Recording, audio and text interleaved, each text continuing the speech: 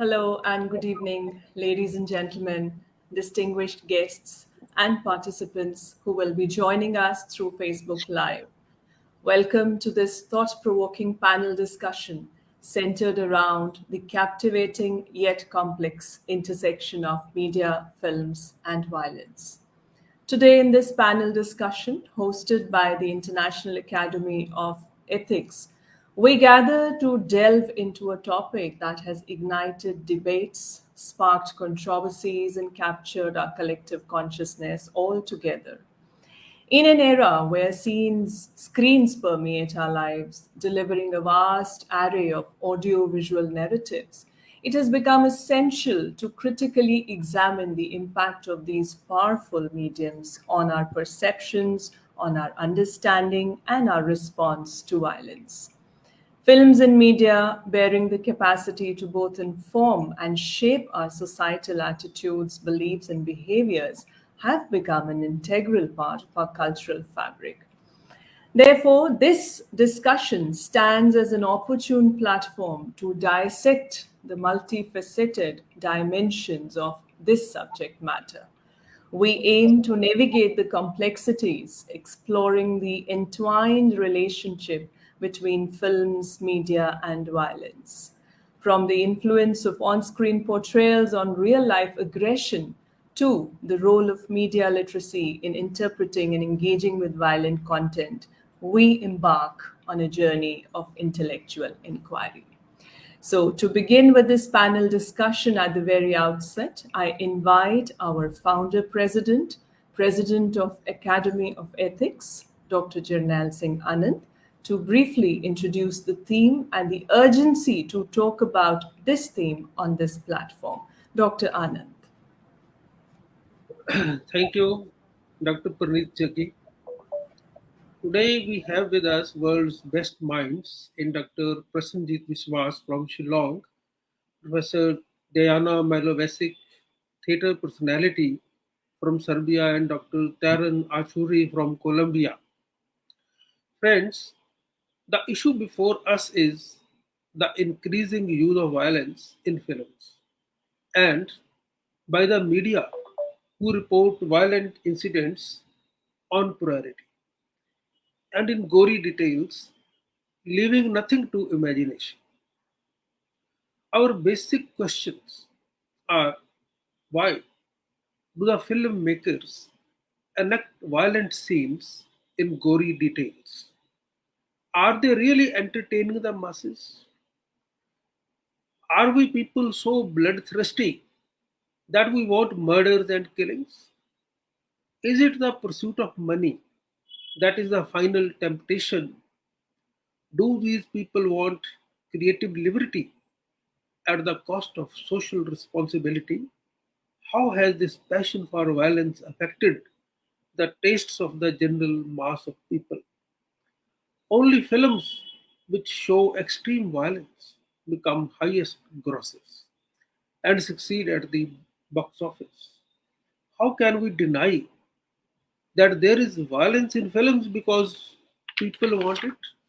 That can be the reason which needs to be explored.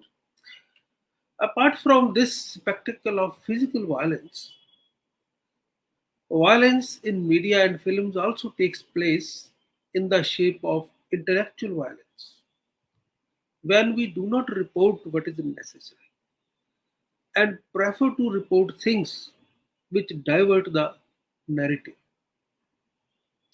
And when people start craving for violence, you are creating such a taste for it and spend hours together on TV watching violent films instead of spending time on personal relations, parents, their homework, and in the playground. It leads to the conspiracy of weakening of the minds of the people. It is a conspiracy. And it is tantamount to psychological violence. Then we have to look at media. They have a soft corner for bloody incidents. If someone has committed a crime, His full-length photo is published with all details.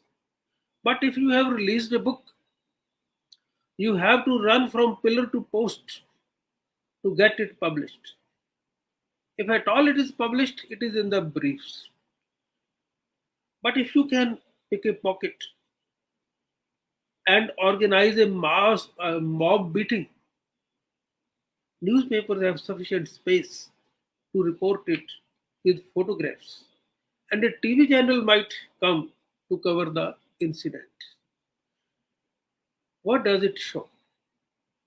Is it not absolute lack of sensitivity towards finer aspects and lasting values of life? I leave these questions to our panelists to debate and decide. For me, even films are a sort of literature like books.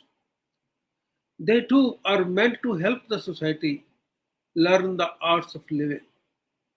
And media also is a powerful arm of a society.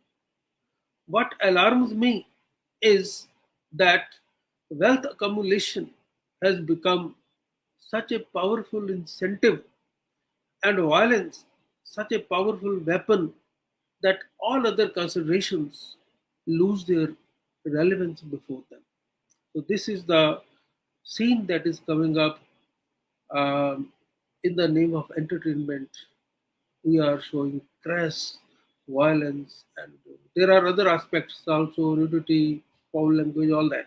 So, let us embark on this journey. Thank you, Paniti. Please carry on. Thank you, Dr. Anand. This shows the urgency of the problem that we need to address. I now invite Dr. Maya Herman Sekulik, Vice President, International Academy of Ethics, for a formal welcome of the guests today. Professor Randhir Gautam, you're requested to kindly help with the video of Dr. Maya.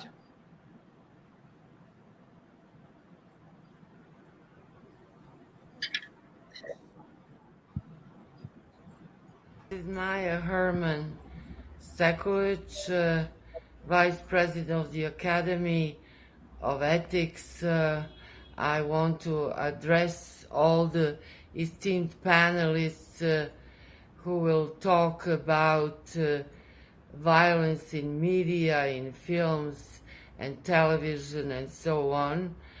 And I just want to open this discussion by saying that when I did some research on the subject for this panel, I found that there is a direct connection between violence in media and actual real violence, and that the media is contributing to more violence amongst the youth in schools, and there were two examples of that recently in Belgrade. One really horrific crime that happened and was actually done by a young child, a 13-and-a-half-year-old boy, and that there is a lot of imitation, copying of the violence that one could see in movies, which brings us to a desensitization of especially youth. They become, they have less empathy for other human beings or animals or nature. So it is extremely important that we not only raise this subject, but try very hard to minimize this violence in media by not only discussing it, but really introducing ethics in schools and in culture. So I hope the panel will bring some results in that direction, and that we will not only discuss things but start being active. Thank you so much for your attention, and I wish you a very successful panel, and special regards to my dear friend Dr. Anand. Bye. Thank you, Dr. Maja, for the message. Today, we are privileged to have a distinguished panel of experts from various fields, theatre and film, psychology and philosophy, who bring forth a wealth of knowledge and diverse viewpoints on this theme. I'm sure their expertise will guide us through the intricacies of this topic, enabling us to navigate the blurred lines between fiction and reality, between artistic expression and societal impact. So, once again, I extend a heartiest welcome to all our panelists, our guests, and I invite our panelists to embark on this intellectual odyssey with us as we unravel the complex tapestry of this connection between media, films, and violence and its impact on the society. So, joining with us today, in the very first place, from India, we have Professor Prasenjit Biswas. I welcome you, sir. Professor Biswas is a professor of philosophy at Northeastern Hill University, Shillong. He has also been associated with IIT Bombay, IIT Guwahati, and other prestigious institutions of India. And his research interests reflect an interdisciplinary orientation that includes ethnophilosophy, ethnicity, and indigenous identities. He's also a human rights defender who works with the Barak Human Rights Protection Committee, Silchar. Professor Biswas specializes in continental philosophy and phenomenology with an emphasis on Derrida, Jean-Luc Nancy, etc. He's also worked on post-Marxist thoughts, non-philosophy, and currently is exploring the notion of aporia in social theory. I welcome you, sir, and I hope to have useful, diverse views from your side on this theme. Next, joining with us today is Professor Dijana Milosevic.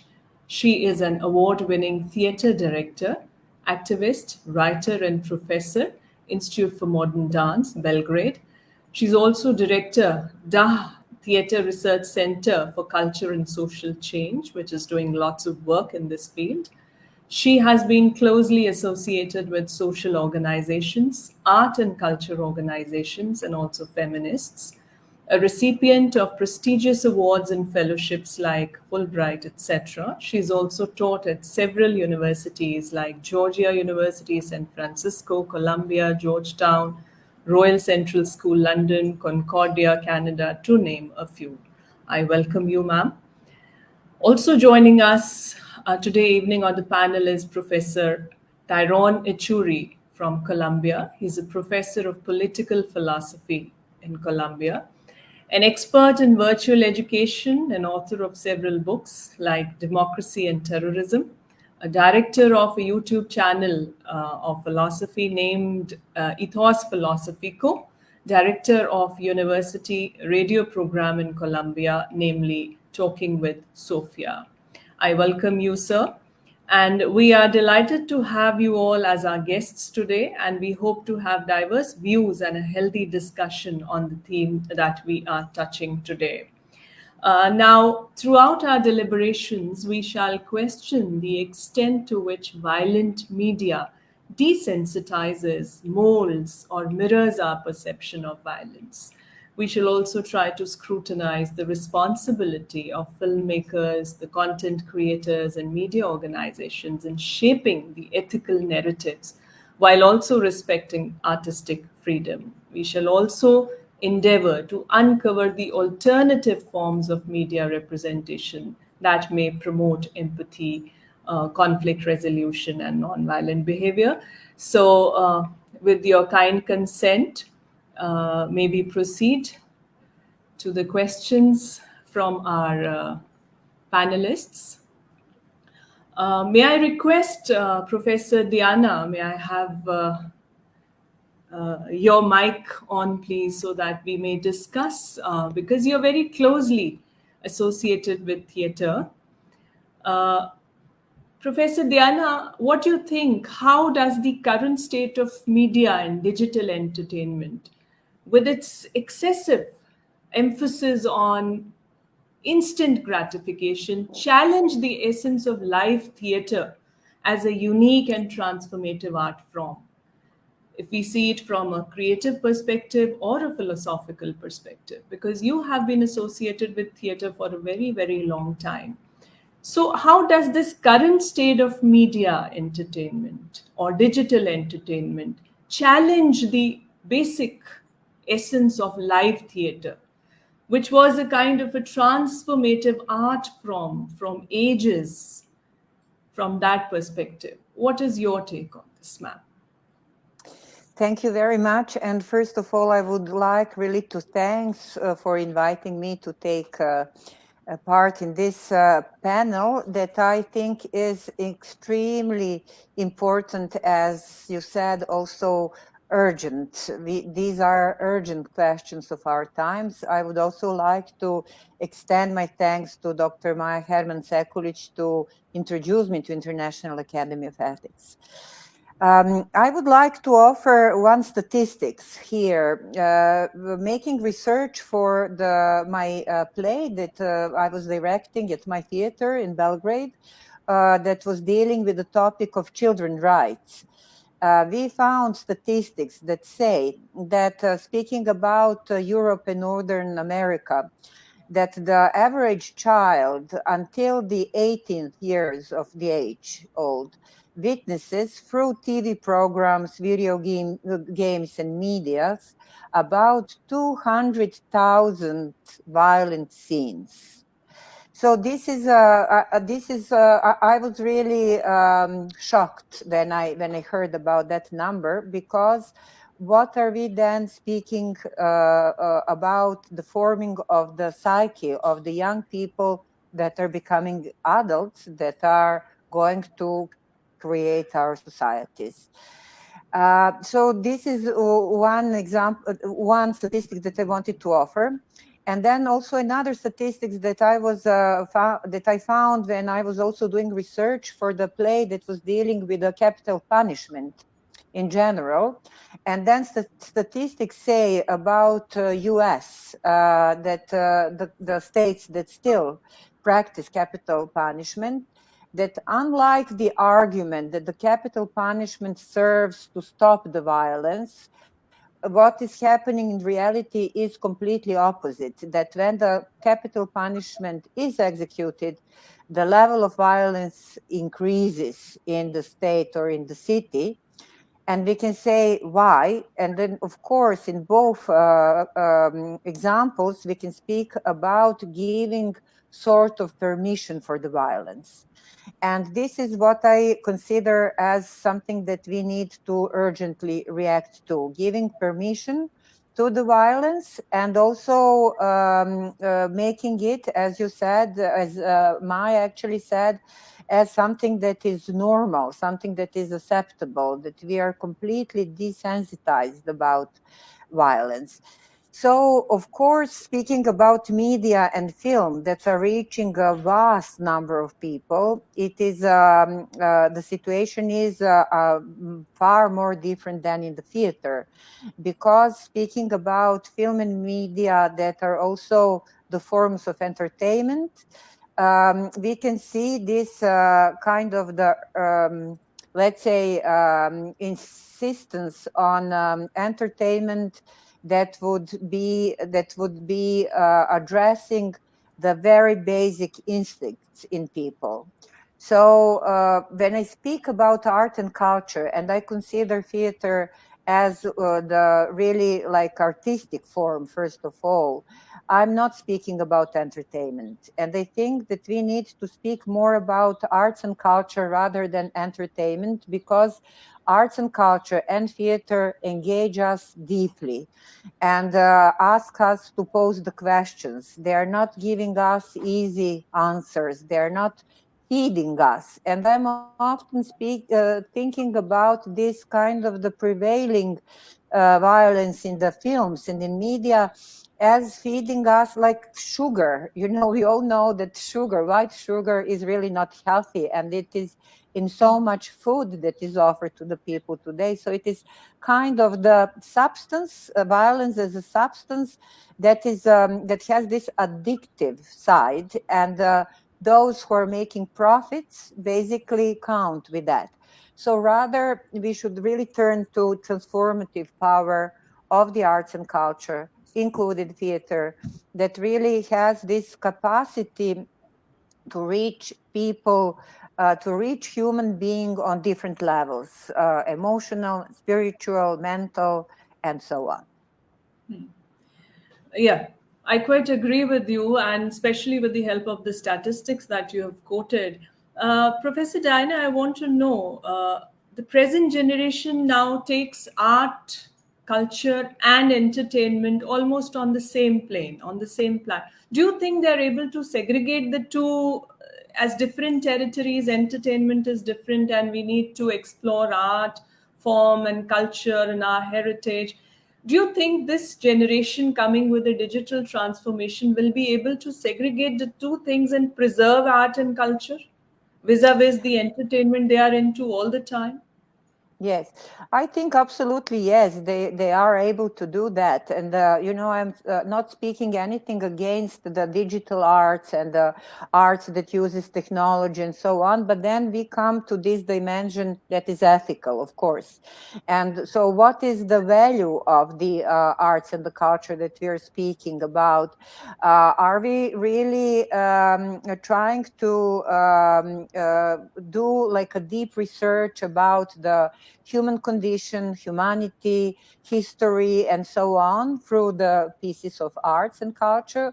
Or are we simply satisfying this kind of the very superficial need for the entertainment? And, you know, speaking really, because I'm working a lot with my students, and of course, we are using lots of the technologies and YouTube and finding examples on YouTube and so on. And they know how to distinct what is like the superficial and empty entertainment from what is really art. They feel it. Sometimes they understand it. And then our responsibility as educators, pedagogues, professors, and so on, intellectuals, is really to help them to understand what makes something really important piece of art and what is simply entertainment. And then, of course, sometimes I'm joking with them and say, I tell them, like, okay, when I was studying, that was many years ago, we had maybe like 1, 2 videotapes with very important examples of contemporary theater or dance. And then those videotapes would be traveling throughout all the Europe. I mean, it was like a gold because we really needed to see. I mean, the Pleasure. artistic form that we need to see, you know, like really, if we cannot see it in a person, then at least for video. And then automatically we absolutely understood what was good, simply speaking, what had a great artistic value. Well, today you go to YouTube and you have millions of examples of different things, different art forms or not art, entertainment, and so on. So I say that sometimes my main job as professor is to point to them what are the good examples on YouTube. So their problem is different than ours. I mean, many years ago. Their problem is how to really distinct from the variety of the many materials, examples, and so on, and to pick up what is really valuable. And then again, we come to the importance of the education that is infused with ethics, speaking about the value of education, because I'm coming from the country that used to be Yugoslavia, now it is Serbia, where education was highly regarded. And I'm witnessing how it is changing. And so I think it is very important to be aware of that process. Yeah, true. Professor Diana, I was going through clipping, a video on YouTube posted by your theatre, I suppose, and it describes the response of the Da theatre to civil war in the former Yugoslavia and the transformative effects of these performances on both actors and audience members. Now, here is what our chief concern is, that do we still witness that theatre has an enduring presence or an effect as a physical and communal event on humanity as a whole and on the exploration of existential questions on human connections and the experiences of truth and meaning? What is the present stance? What is the present status of theatre as a means to effect that existential search for truth? Is it still the same, which used to be like you were mentioning in your theatrical projects, that this is to effect man's mind, how, so don't you think nowadays that Aristotle's theory of catharsis is being reversed, that now people are more desensitized after watching too much violence? There is a decreased emotional response to real life violence. Don't you think so?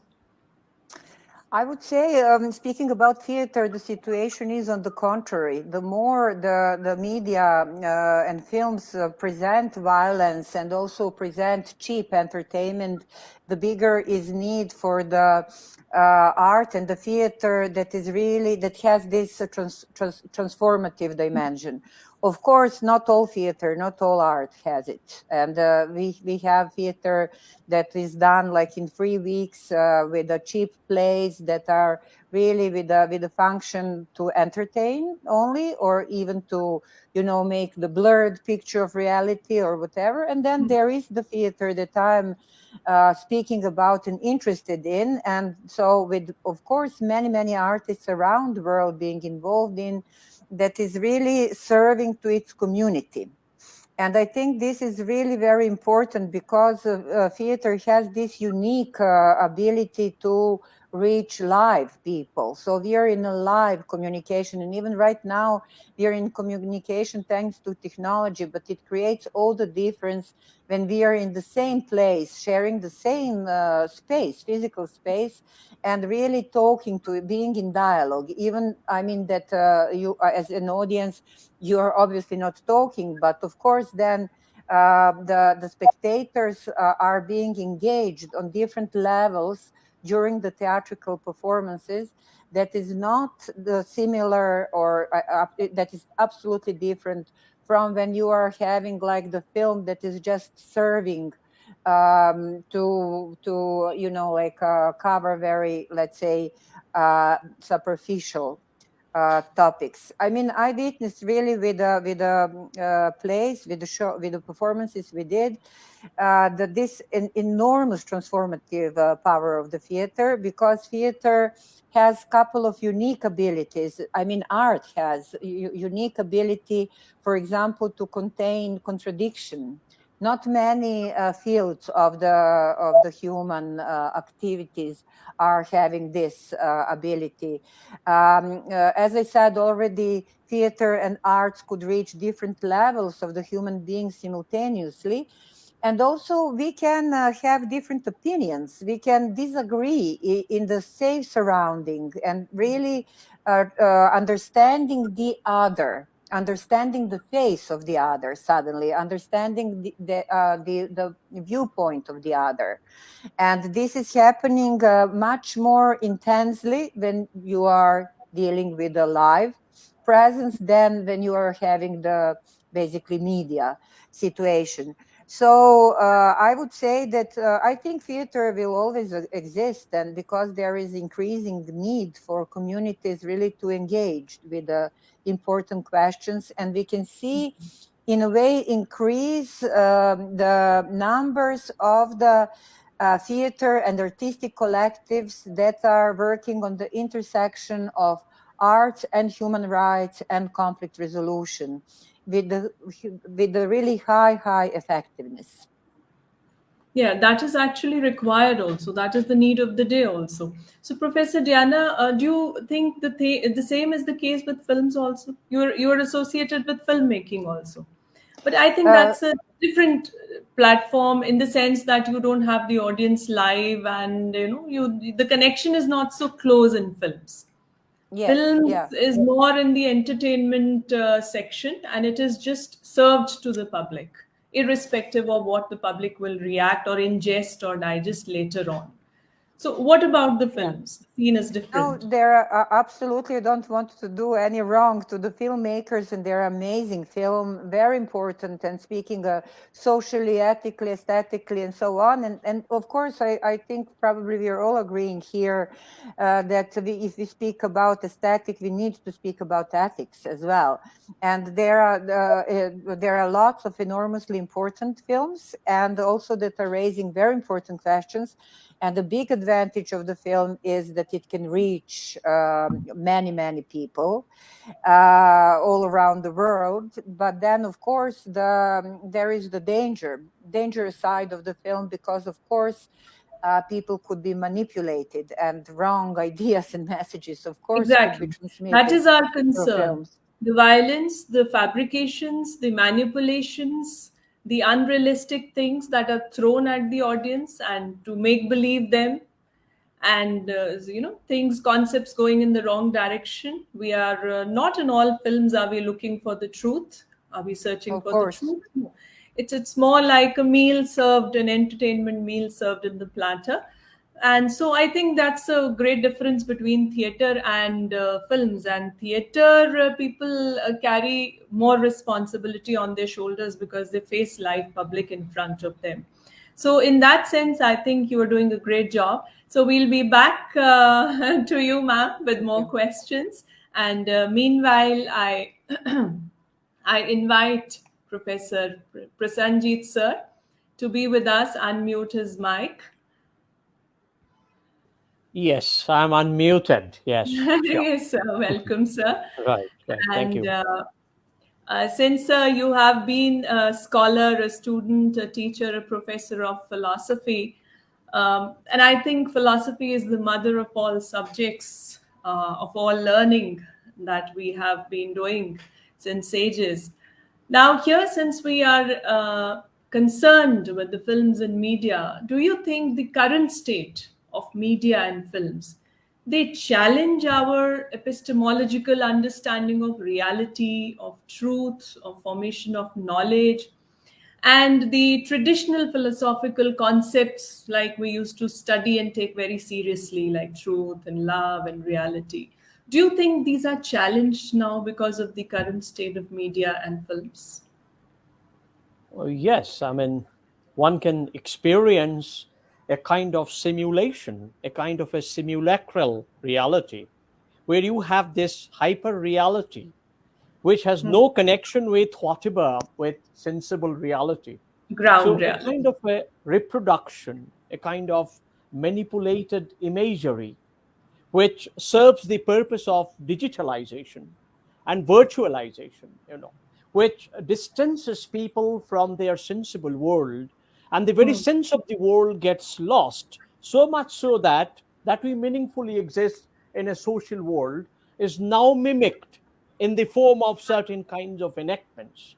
The enacted form of violence, the symbolism, the pattern, and the kind of other paraphernalia of that symbolism that completely constructs a different notion of the world, in which the present subjectivity, the present sense of being ethical, the present sense of preserving the set of human relations based on which we progress in our life, can be so easily altered by way of mimicking it and then altering it to a different set of images altogether, is something that really challenges our notion of reality. And this is simulacral reality, as Baudrillard would like to call it. On the other side of it, behind production of such a simulacra, is that kind of a sense of sacrifice, a wish for dying, a kind of a necrophilia, a necro perspective grows larger and larger as one is totally decentered and one is totally decontextualized in the form of representation. with which one's experiential life and the lived world do not really match. And there is a disjunction, an impact of disruption. A kind of disrupted or disruptive technology takes over the senses, entirely desensitizes the capacity to cognize, and introduces a different kind of a relationship between the image and the human, and thereby altering the very process of perception, very process of living, is something that is a big challenge at this moment. And this is taking its extreme form in the process of digitalization, in the form of bringing AI, robots, and a variety of these robots, including sex robots, for example, or robots that teach you theology and religion, or Hmm. robots that start teaching you about ethics and morality.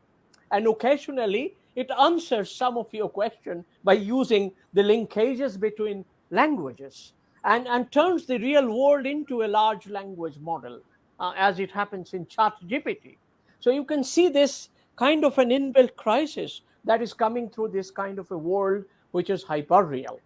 And this is what precisely is today's problem, if I may just introduce the issue. Yeah, Yeah. that was a whole gamut of knowledge in one capsule that you said that yes. And do you think this is leading to an existential crisis even more than earlier? Earlier, also, man was engulfed in those queries of existentialism. What am I? Absolutely, absolutely, It's absolutely. Because aggravating. It's uh, getting more serious. And yes, in fact, do, yes. do you think the mental health of the whole generation, which is growing up with AI and digitalization and violence in media and films, do you think that mental health has some? Do you have some control over that? I mean, this whole mediatization in the process of digitalization and virtualization is a process of controlling the process of cognition itself. So it's a very large process of surveillance where everyone can be watched at. It's a Hmm. kind of a digital panopticon, if you No, like to use a I Foucauldian think term. it's more commercialization than the Uh, the cognition part. Commercialization is in terms of propagating a certain kind of a desire, No, a but felt absence. the purpose is profit. Uh, Purpose is not so profit. not not so simple, because as Guy Debro has called that, the spatial is reduced to the temporal, and temporal images become the ultimate frontier of consumption, and human Hmm. beings become consumers of images. It's a kind of a paradigm shift from consumers of material or produced substances to something that is more imagistic.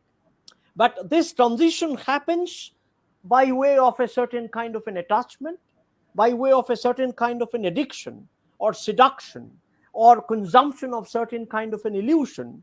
And that creates a separate sense of materiality, an Hmm. entirely new set of substances Concept. that are to be The consumed concept has changed in altogether. terms of So, brands, not in terms of products anymore, in terms okay. of the kind of capitalization Hmm. value, which is a kind of an abstract value, but symbolized in certain forms of capital accumulation, which is an Yeah. accumulated form of hyperimaging, Hmm. which is connected to the virtual world as well. You see, so it's a kind of a complicated process of changing the whole relationship that produces an ordinary economy, and it is transformed into a virtual, digital, and Hmm. consuming virtual products kind of an economy, which further leads to a kind of sacrifice, a kind of death wish, a kind of wish to totally empty oneself, a self Hmm. emptying proleptic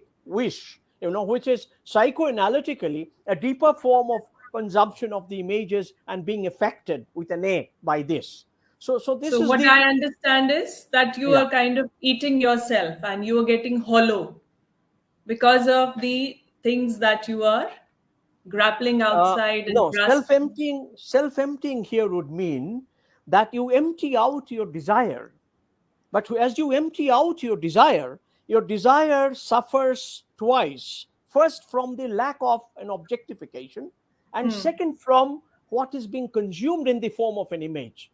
Both Hmm. these come together as an affront on your very sensibility. So much so that you are totally immersed in the form of virtual, altered, enhanced kind of a virtual world in which you are gaming. And in the process of gaming, every bit of information can be weaponized.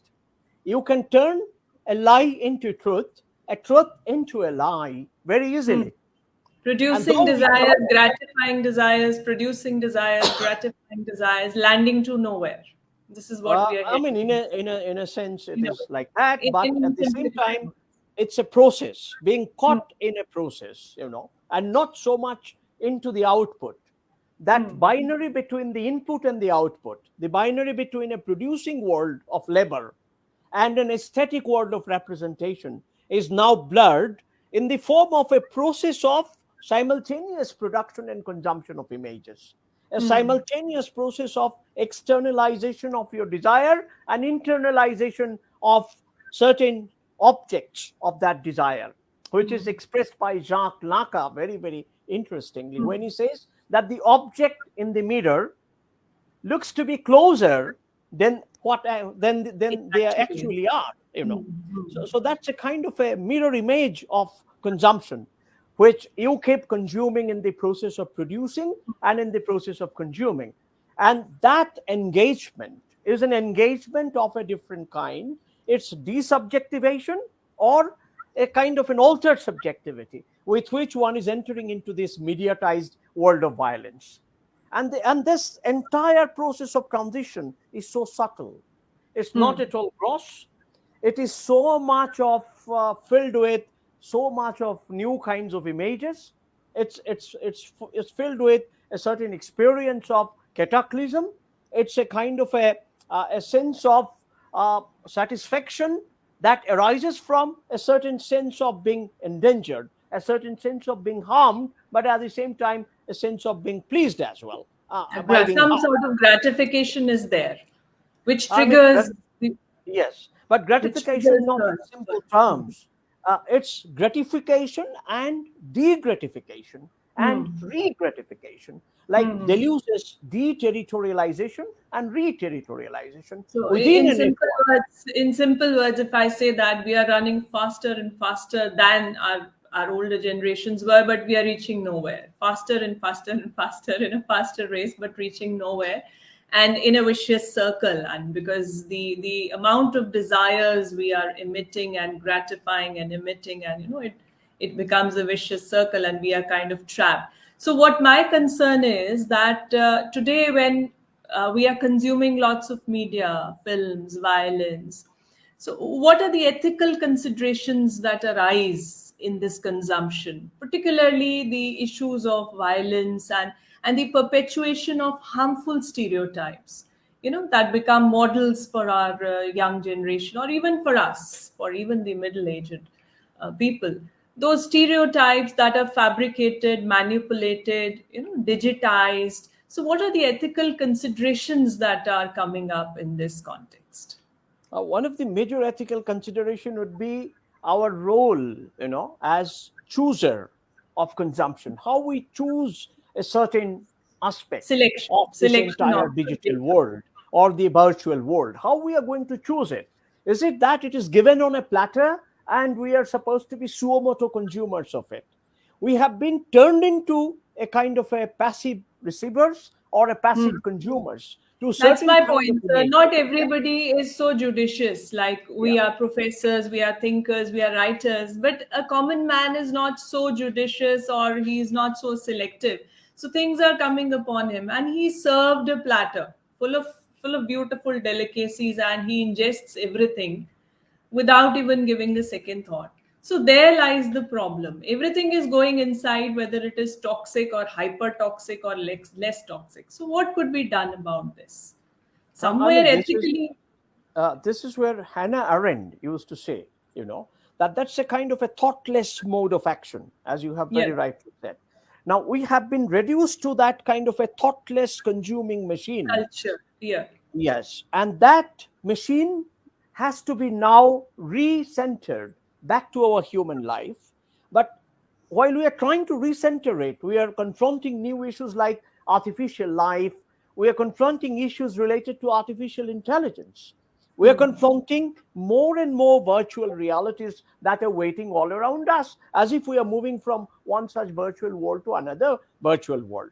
Now, in such a situation, where we can see that certain stereotypes actually propagate this kind of a movement as something like a faster movement. We move faster into a world of violence because of certain stereotypes, because of certain propagation of certain types of discourses of hate, because of Exactly. a certain mode of othering entirely built around a kind of an artificially concocted worldview, whereby truth can be turned into lie and lie can be turned into truth.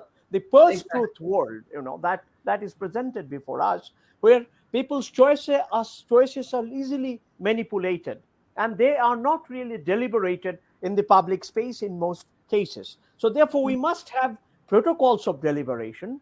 We must have a sense of governance in such a situation where we're able to disseminate what is so good and what is not so good, and we are able to decide in a certain way what we should give to our children and what we should withdraw from our children, what we should ourselves also hanker for, or what ought to be happening has to be also projected in that virtual reality in the form of a talk, in the form of a discussion, or in the form of a new argumentation, by drawing its resources from philosophy, from science, from culture studies, and from certain other epistemologies that are available all around.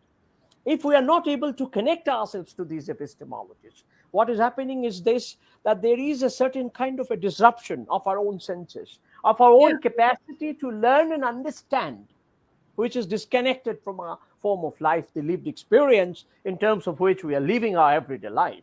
So we need to return to our everyday life and concerns by bouncing back from this virtual world to, again, the social world. Howsoever much it is disrupted, we need to return to that social world. How we return and exactly how we make that possible is a kind of a creative enterprise. And this creative enterprise has to be carried out culturally, politically, ethically, epistemologically, so that the epistemic injustice that is committed on us can be staved off in a certain way, and we can recover our sense of being the subject within our own culture, within a kind of a critical culture of questioning, within a critical understanding of history and our past, instead of being stereotyped and regimented into a discourse of regimentation. So there are ways and means to come out of it, and one should But find ways. don't you think the more we try to escape, the more we are trapped into it? Because now we think that even if we as a generation would move out of it, No, I mean, it's a kind time of a we would lose our art and culture in the hands of this digital media. And because here we are concerned with media and films, don't you think they are not going to follow our trend? We as scholars could take a route, okay, into philosophy, into culture, into heritage, into books, into coming back to the old concept of truth and beauty. But when we are talking about media and films, uh, whom should we whom should we hold responsible for initiating a change back to the culture, back to our path of culture, where I our mean, epistemological questions are answered? yes, Who could we hold responsible?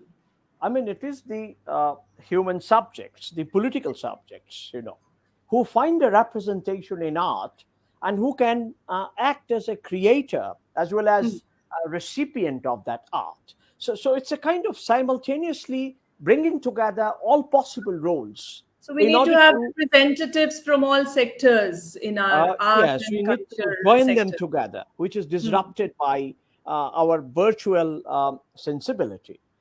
And hyperreal has to be deconstructed into real again. If I say so. And in order to do so, we need to conjoin, we need to collaborate, we need to network between a variety of critical initiatives that examines what is happening. So, a kind of a critical self examination, a kind of an intense self criticism, a kind of an evaluation and re-evaluation of what is already evaluated in terms of finding the right kind of values and right kind of approaches have to be carried out, which is an intellectual, cultural battle, without which film and media cannot really bring out anything for us, even. Yeah. True, Dr. Biswas, that sums up all the things, that evaluation, critical understanding, then evaluation, then coming back to our traditional philosophical concepts with the help of representatives from suitable sectors. It should be a conjoined effort. So it has to be an effort, an initiative to come back to the authentic search for truth and the nature of reality, which actually is the question, the existential question of life, of human life. So this is what we are heading to, that media and films, this sector could also be transformed and gotten back to track with the help of certain representatives, and people from art, culture, philosophy, and even political setup could come together, join hands, and do something in this direction. We'll come back to you, Professor Biswas. Thank you so much for the responses.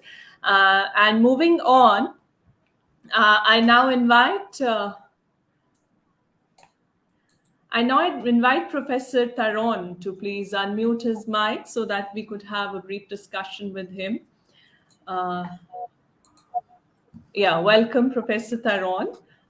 Since you also have been a scholar, a professor of political philosophy, and you've been a student of psychology as well, what, according to you, is the extent of the impact of violent films and media on individuals' attitudes and behaviors, especially regarding violence?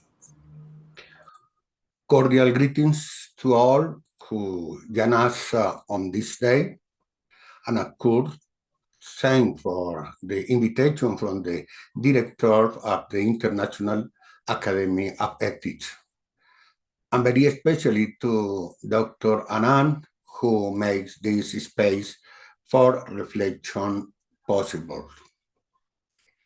Very well, on the subject that concerns us today, I will begin by saying that the relationship between cinema and the media with the exercise of violence has been a subject that has been addressed since the mid-20th century. Basically, analysis that address the influence of violent images in cinema and the role played by the media in human behavior and in society in general. Specifically, it has been said that a continuous exposure to violence in cinema and other media can end up generating a kind of desensitization in people. A desensitization that would end up normalizing aggressive behavior.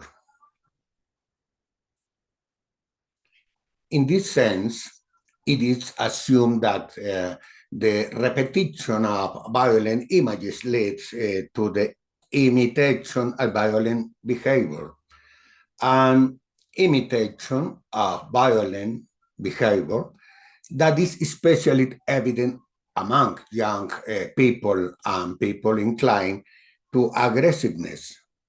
But on the other hand, some studies have questioned the direct relationship between violence in the media and violence in real life. And what is argued is that jurists are able to distinguish between fiction and reality, and then most people are not directly affected by what they see in movies or in the media.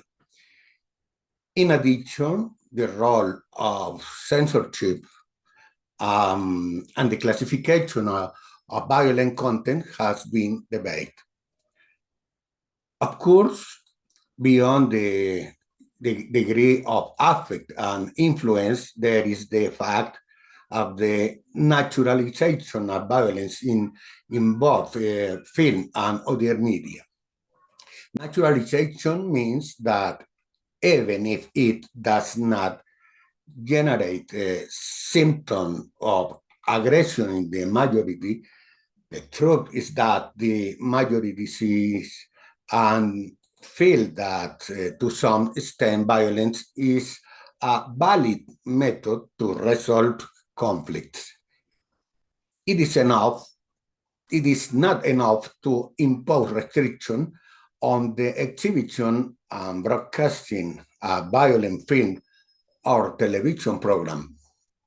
In cinema, violence is shown repeatedly, and it is precisely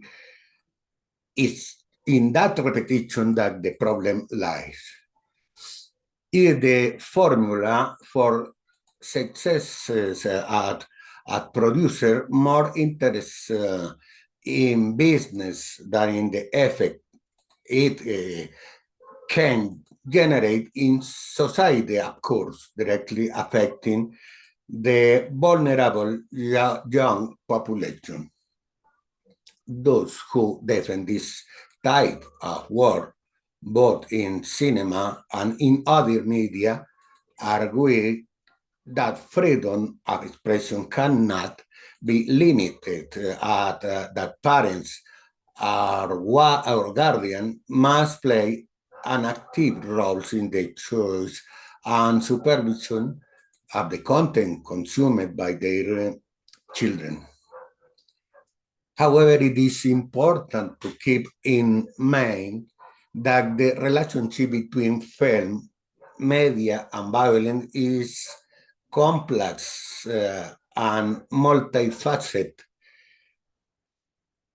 Although some studies suggest a possible influence of violent images on human behavior, most experts agree that media violence is only one of many factors that many contribute to violence in society. Other factors, yes, education, social environment, personal history, and mental health, of course, also plays a role. But it is also clear that the media can negatively enhance these factors. It is true that constant exposure to violence in movies and the media has an impact on people with less education and less structured values. People who lack a solid foundation or ethical and moral principles may be more susceptible to being influenced by the violent images they see in the media. When dealing with young people or those in the developmental stage, it would, of course, be important to consider how exposure to violence may affect their perception of reality and their behavior. The massacres committed children in the United States, adolescents, by in the process of forming their value system and may be more affected by what they see in movies and the media.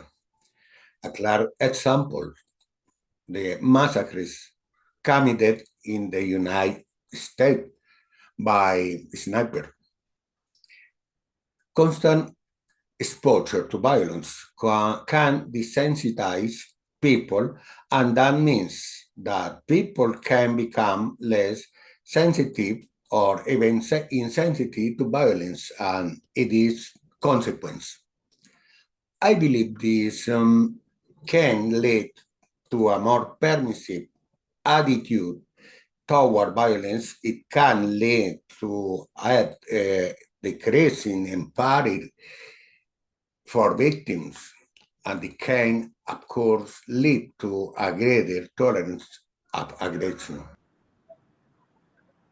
Sorry for intervening, because this is a very important point, that violence in films is not the only factor which determines violence in society. This is one point you covered. This is very true. There are other factors also, the mental health, the other social issues also, which come before any kind of violence in society. But here, my point is that violence was always there in the films. Films always had some amount of some intensity of violence in the form of a villain or a sequence or a story.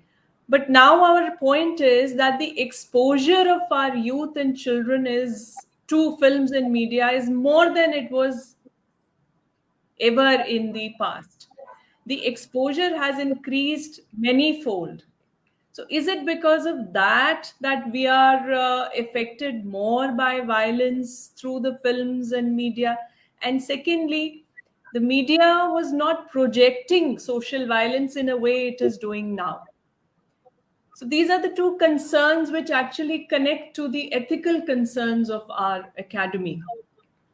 That violence was there in the films, but why now are we more affected by that violence? Because we are more exposed to that in intensity, in the number of hours, and the population that gets access to that violence. So my question is, sir, uh, since we are exposed to that violence and it is served free to us, like we are all the time watching media, films in one form or the other. So there is a little difference between what was happening in the past in films and what is happening now in the films, is that we have more access to it. So what should be done about that? The access will be there because we are living in a digital age. So with the films and media pouring on us 24/7, what do we do to filter that stuff, or to filter that stuff from reaching our social ground reality? Yes, I think it is necessary to talk about responsibility.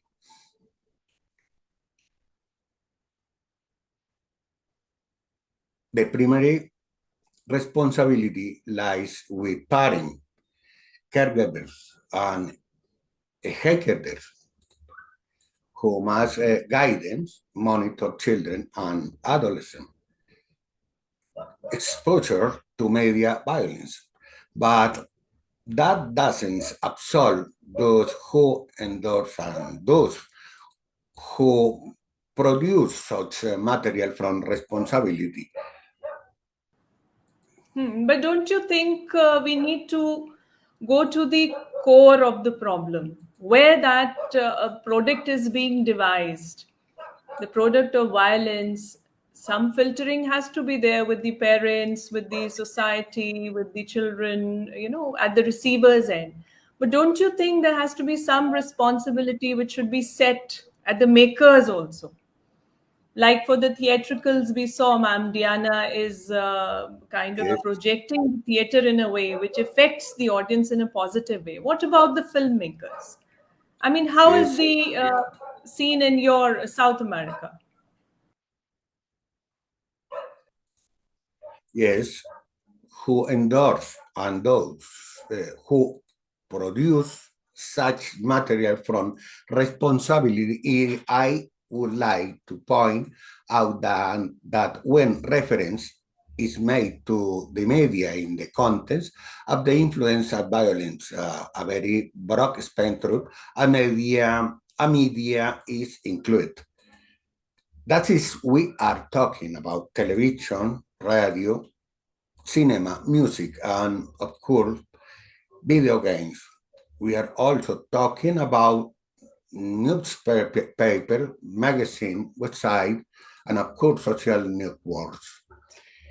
Each of these media has its own scope and its own format, but all of them play a role in the transmission of information in entertainment. And in the development a culture message to the audience. Therefore, when we talk about the influence of media about in violence, we consider the exposure and impact of violence through these very diverse forms of media.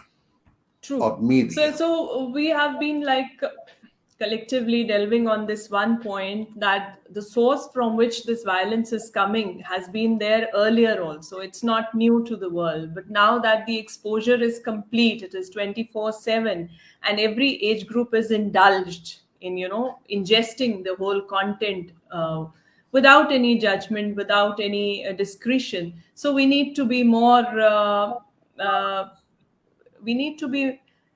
cautious about it, because we are going in a direction where society is now full of violence, and it is imperative to recognize that we transcend the theoretical discourse. What is happening is in practicality is more important than what we talk in theory. So thank you, Professor Tayron.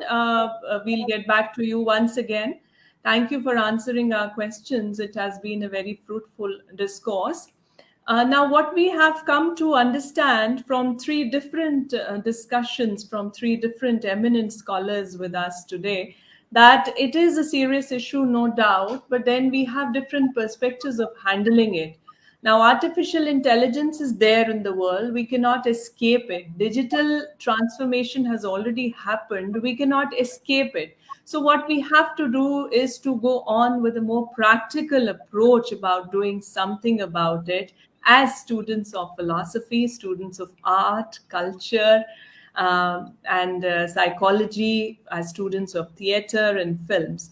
So, my last question to all panelists would be, how can our collaborations with different sections of society, between writers, between academicians, policymakers, the media, the entertainment industry, how can our collaboration contribute to promoting responsible media consumption and minimizing the potential negative effects of violent content?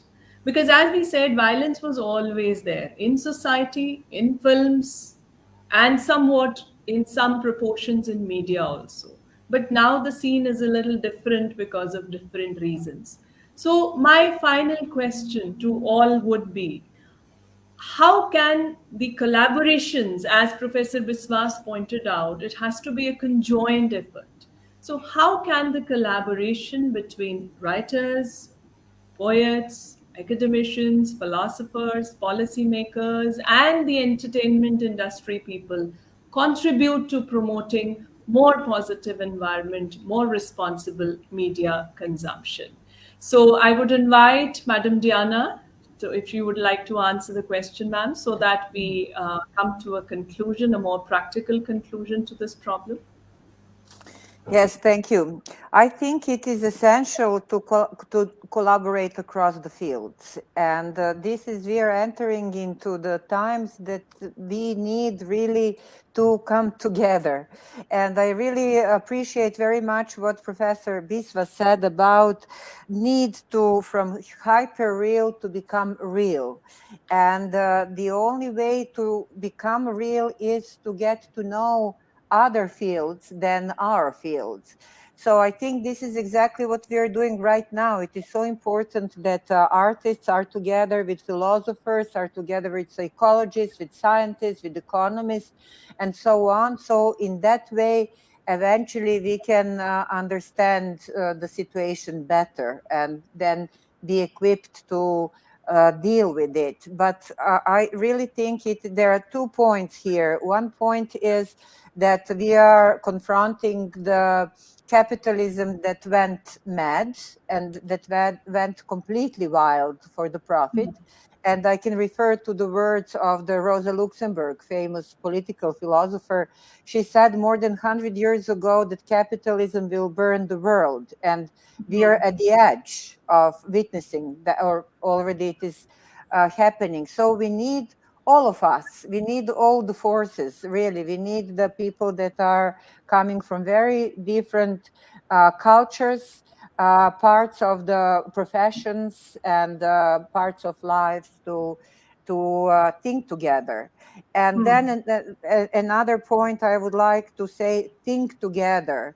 This is so important because we are all in the age where this kind of the false individualistic approach is so much gratified. And I'm not speaking about I mean, in praise of masses and not individualistic thinking, but I'm speaking about the power of thinking together when it is not important whose idea something is, but where did we come together? Yeah, And a this is concrete solution is important. exactly. Who is giving it is not important right now because we are in a fix right now. Thank you, Ma'am Diana. Thank you for that very positive approach. Over to Professor Biswas once again. What is your take on this question that how can these collaborations contribute actually to promoting positive? Yes, yes. We have to encourage diversity and inclusion while respecting users' autonomy to choose in the virtual world. Because in most cases, the user is not allowed to choose. The process of choosing is determined by the market forces, as It's Professor imposed. previously It was. is more imposed. Yeah. You're I not mean, given the time and space to yes, actually yes, but decide. it is presented as a kind of a pleasurable moment of choice, Exactly. not really in the form of an enforced imposition. No, a And delicacy in a platter. You uh, are and tempted. and and that's what actually makes one naturalize their wrong choices or Yes. normalize their wrong choices. It's more an And instinct that also, works. this Yeah. allows a larger gamut of production of violence, production of disruption. So now So to according to collaborate. you, inclusiveness and diversity is the answer. Now to We need to be collaborate, more we need diverse, to more we inclusive. need to we need to take a perspective from the victim's point of view. you know Yeah. winner takes it all in the digital world, but the loser's point of view, those who are losing very important aspects of their life, those who are in a process of probably losing very important values that they have so far nurtured and inculcated, those who are looking at a lost generation, those who are looking at a lost space, those who are Yeah. One facing who can see the past and the future. a Sir, I terrible remember, I climactic remember injustice, those who are facing vulnerabilities, exactly. precarity, those I remember, experiences yeah, are to be brought together in a certain together. way in our cross-disciplinary, transdisciplinary collaboration. So Yes. we need a vision. We need a vision on which we could work. And I remember Bertrand Russell's essay, Machines and Emotions. Long back, he wrote, machines will take over human emotions and you will keep watching one day. So that is one day. This is the day when we are now looking for a solution to this fix. Thank you for joining us, Professor Biswas. It was so nice to have your answers and your diverse viewpoints. So, Professor Tayron, I would also like to have your view on this. How can our collaborations between different sectors actually contribute to the promotion of responsible media consumption and to minimize the negative effects of violence?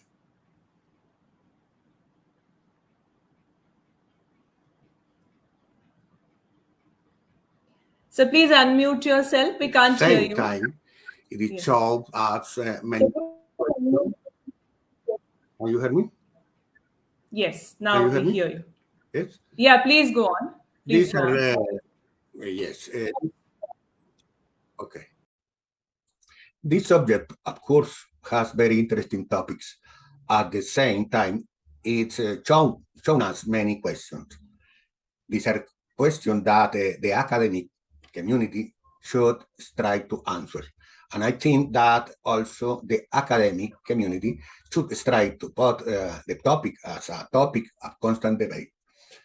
I think, however, that it is very clear that in the social world and in the field of education itself, it is necessary to encourage critical thinking. And of course, it is necessary to guide and discuss what the media produce and the intention they have in producing this type of culture objects. Definitely, the lack of critical thinking and orientation regarding what is being watched can be an important factor in the way people perceive and respond to violence in film, in the media, in film, in video games, and why not in the world of informative discourse that also exploit the violent side of the narratives they produce on a daily basis. In this regard, I think it is important to keep in mind the significance of some of the consideration I already mentioned. For the contents of this panel, critical thinking is the ability to analyze and the ability to critically evaluate the content that it is consumed.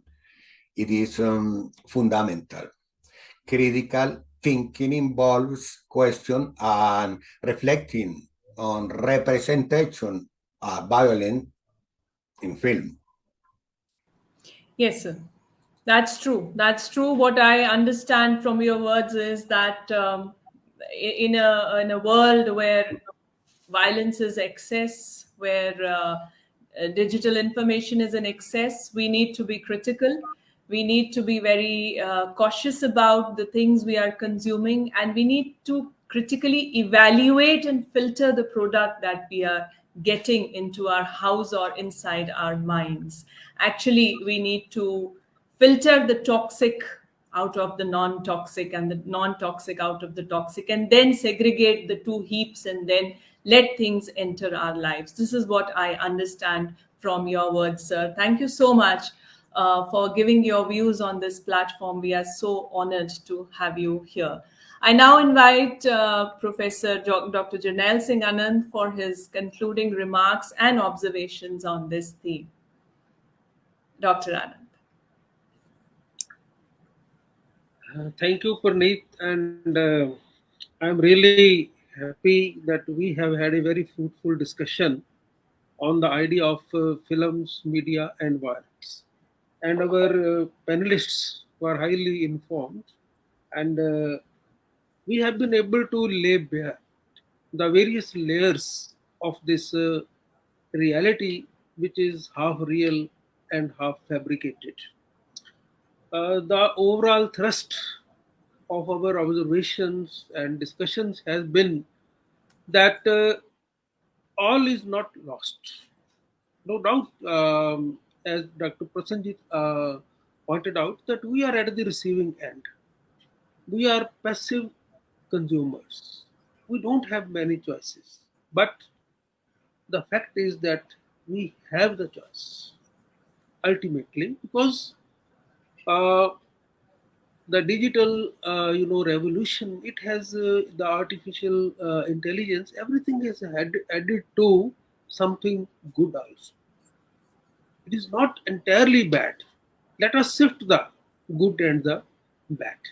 And Dr. Diana was saying that we should be able to look at films not as simply entertainment, but as part of art and culture.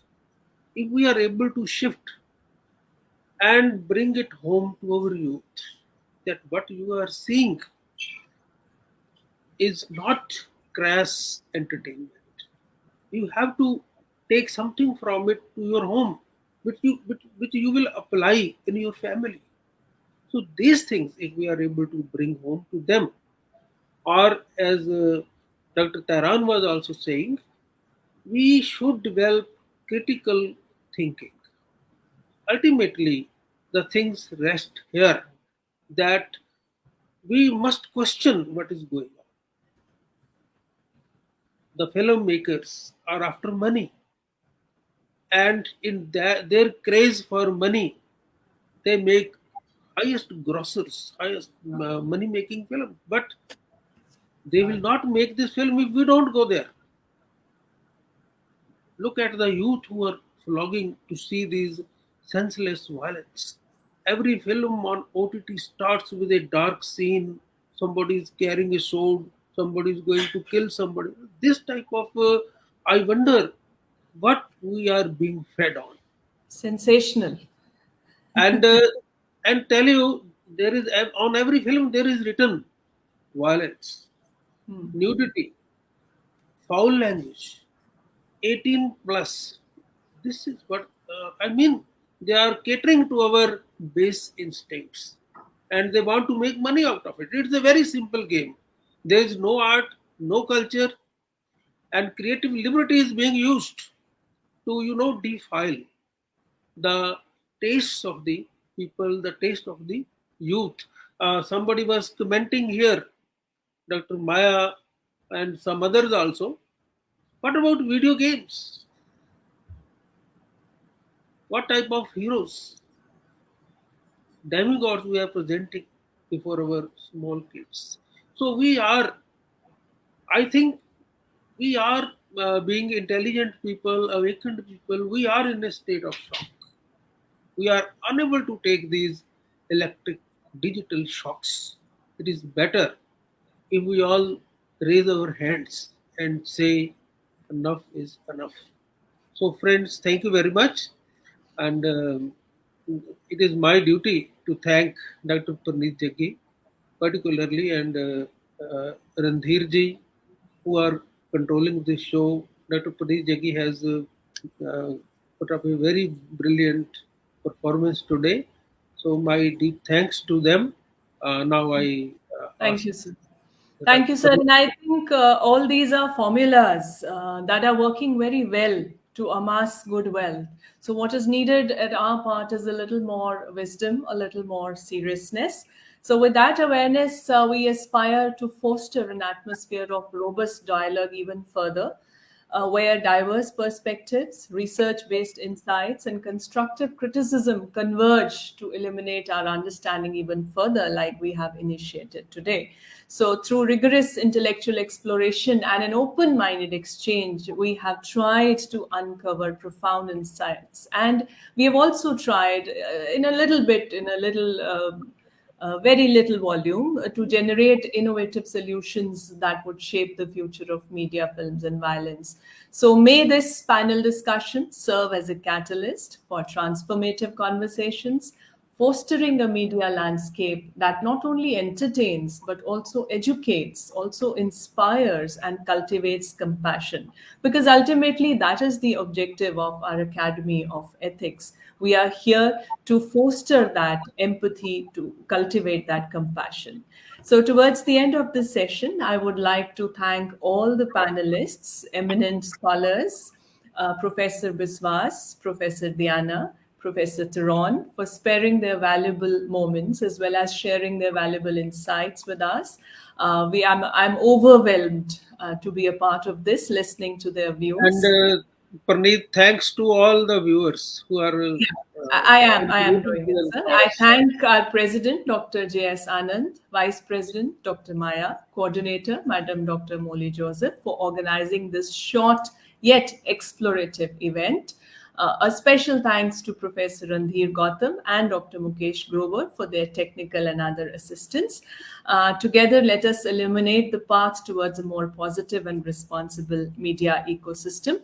So, wrapping up for now, a very, very special thanks to the large, vast, silent yet expressive audience who has been very active in the chat box. We will certainly read and respond to those chats, and we will have you all next time in our next discussions. So till we meet for another illuminating session, this is Parneet Jaggi. Thank you all for joining me tonight on this panel discussion hosted by the International Academy of Ethics, India. Thank you so much and good night. Thank you.